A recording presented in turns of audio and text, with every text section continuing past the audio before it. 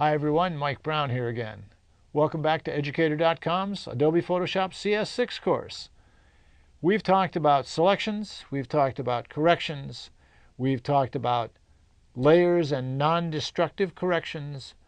Now we're going to talk about retouching. If you remember my four basic categories of Photoshop: selections, the most important; corrections, exposure and color; retouching, which is the physical alteration of the pixels; and then manipulation, which is composites and things of that sort.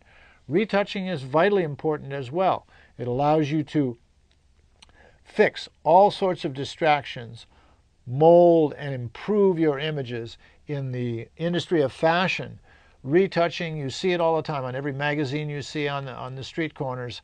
You see the covers of the fashion girls, all with their faces absolutely perfect. Believe me, they don't look that way in real life. That's retouching, that's Photoshop. They look skinny, the dresses look perfect, everything is absolutely perfect. Nobody's perfect. That was all manipulated with the retouching tools. So we're going to go into that pretty deeply here, but in this lesson we're just going to cover the basics. And what we're going to look at are the basic retouching tools and how to properly use them. And there are really four of them: the spot healing brush, the healing brush tool, and the patch tool. All three of those are under the little band-aid, and they work in a similar fashion. There's a fourth one called the content-aware move tool, which is new in CS6. I went over this under the content-aware lesson. There's also content-aware scale and content-aware extend, which are both wonderful. The content-aware move has a tendency to disturb pixels. We'll go into that as this lesson goes on. And the final tool, which has been around since the beginning of Photoshop, the clone stamp tool they call it, but we all call it the rubber stamp because of the icon.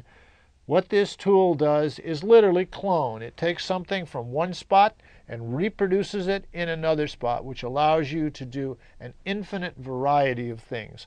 But it's how well you use that technique that makes it flawless.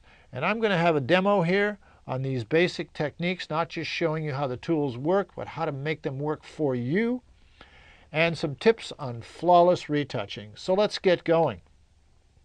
I'm going to take this image to start with. This is a shot I took of a friend of mine, and it's a nice shot.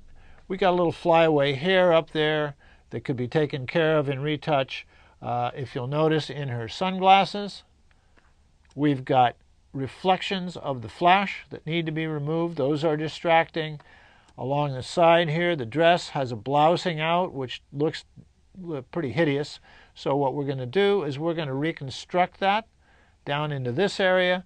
And then we have some distractions from the background. These are things you really need to look at, is your background. If you're sitting there when you shoot this shot, and you shoot it and it's wonderful, but then look closely. She has a branch that grows right into the dress, blends with it, almost looks like the dress and the branch are one. Very distracting element right there.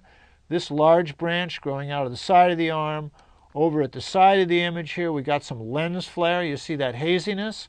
And then down here we have another branch growing into the side, and just one little distracting piece up here at the top. These are the things that catch the eye. You're looking here and all of a sudden you see this little brightness. So I'll show you how to fix those, and they can all be done with any of these three tools and or the rubber stamp tool.